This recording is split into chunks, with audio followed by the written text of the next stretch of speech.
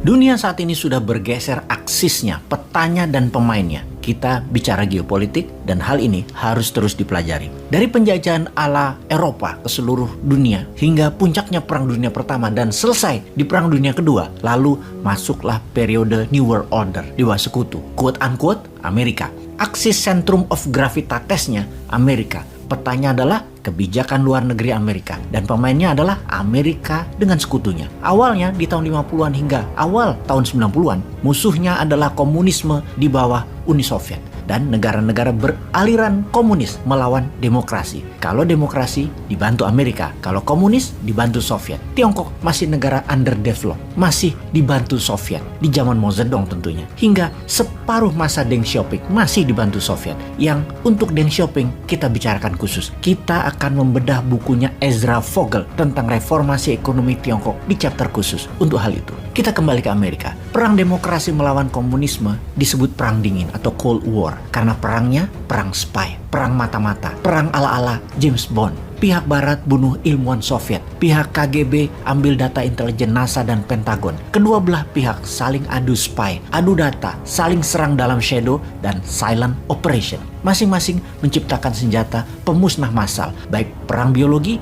hingga bom nuklir, menyadap komunikasi, unggul-unggulan di udara, baik pesawat tempur, alat komunikasi seperti jaringan nirkabel, internet hingga satelit. Kemudian Soviet bubar dengan masuknya pemahaman ekonomi kapitalis, keterbukaan perestroika dan glasnostnya Mikhail Gorbachev. Pecah negara-negara ex-Soviet masing-masing memerdekakan dirinya. Rusia pun merubah bentuk negaranya. Kemudian NATO yang seharusnya bubar karena NATO adalah bentukan fakta pertahanan melawan fakta Warsawa, threat from East. NATO dibuat untuk mengantisipasi ajaran komunis dan ancaman militer dari timur, dari blok Soviet. Begitu negara-negara timur memerdekakan diri, lepas dari komunisme, membentuk demokrasi, ternyata NATO tetap menjalankan misinya. Namun, misinya adalah ekonomi yang dibungkus dengan pertahanan. Penguasaan pasar Eropa Timur dengan pengaruh kekuatan militer. Ini dalam buku perang namanya kolonialisasi 2.0. Satu-satu negara blok timur bergabung dengan NATO, bahkan jika saat ini adalah 20 tahun sejak Uni Soviet bubar, ada 15 negara pecahan Soviet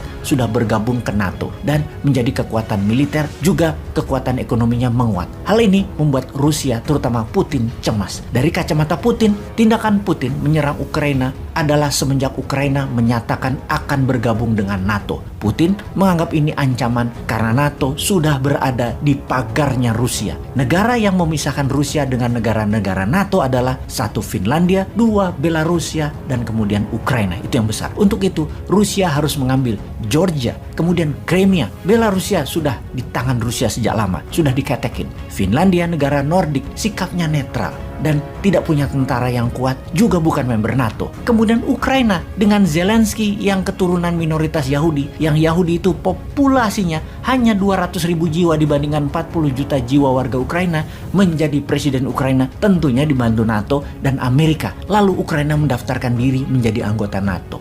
Rusia berang. Jadi kita mulai paham lebih dalam lagi sekarang mengapa Rusia menggunakan kekuatan Muslim, tentara Suriah, dan pasukan Chechen-Chechnya. Karena selain ideologi mereka anti-Yahudi, mereka sangat paham perang kota atau urban war. Secara kampanye, Putin miring ke dunia Islam. Negara Timur Tengah termasuk negara Asia Selatan dan Asia Tenggara, blok Arabia, Turki, blok Persia, Iran, Irak, Pakistan, Bangladesh, India, sampai Indonesia terus dipromosikan semangat uranya. Di antara kekuatan Rusia versus NATO dan Amerika, ada negara yang selalu main cantik yang namanya Tiongkok. Di dalam negeri Tiongkok, Putin sangat diagungkan. Perjuangannya melawan New World Order Amerika dan NATO di seluruh media Tiongkok dibela, didukung. Bahkan perdagangan dengan Rusia terus ditingkatkan, di mana perdagangan dengan Rusia Tiongkok meningkat lebih dari 100% dalam 4 bulan terakhir, terutama energi. Dan Tiongkok mau bayar pakai rubel. Itu solidaritas pertemanan yang sangat dekat. Putin sungguh, sebelum menyerang Ukraina, Putin lapor ke Xi Jinping di Olimpiade musim dingin di Beijing.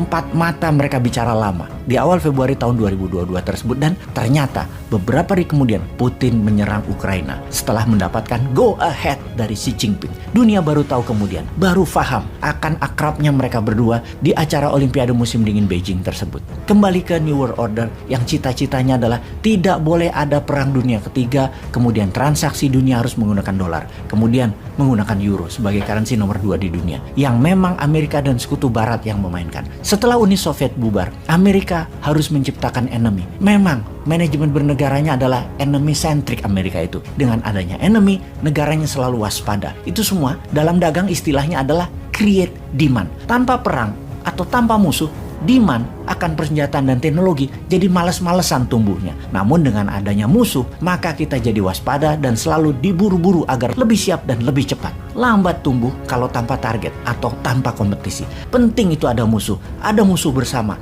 ada yang ditakuti, ada gairah untuk menjadi pemenang dalam kompetisi tersebut. Kalau tak ada musuh, semua teman, politik bebas aktif, habis lo dilibas, bernegara kok kayak pedagang. Kembali ke Amerika setelah tidak ada lawan. Di tahun 90-an mulailah diciptakan lawan baru. Sekali lagi, diciptakan. Belasan orang di Pentagon membangun pemahaman Salafi jihadi yang kemudian ditanam ideologi tersebut di selatan Jazirah Arabia, kemudian sekitar Suriah dan wilayah Irak, yang wilayah tersebut dinamakan Syam. Mereka awalnya dibangun tersebut adalah hornet nest saja untuk melindungi Israel dan kepentingan Amerika akan dunia perminyakan di Timur Tengah. Jadi niat awalnya Amerika itu harus punya musuh, dan setelah aliran komunis musnah, maka ideologi Islam garis keras dijadikan mainan mereka selanjutnya. Sekali lagi, tadinya hanya hornet nest strategi. Namun ketika Amerika terus membuat perang di negara penghasil minyak bumi, mereka akhirnya melawan Amerika dengan kampanye ideologi Islam melawan Amerika. Di mana-mana kobaran perang adalah Islam diperangi Amerika. Amerika sadar kesalahan ini.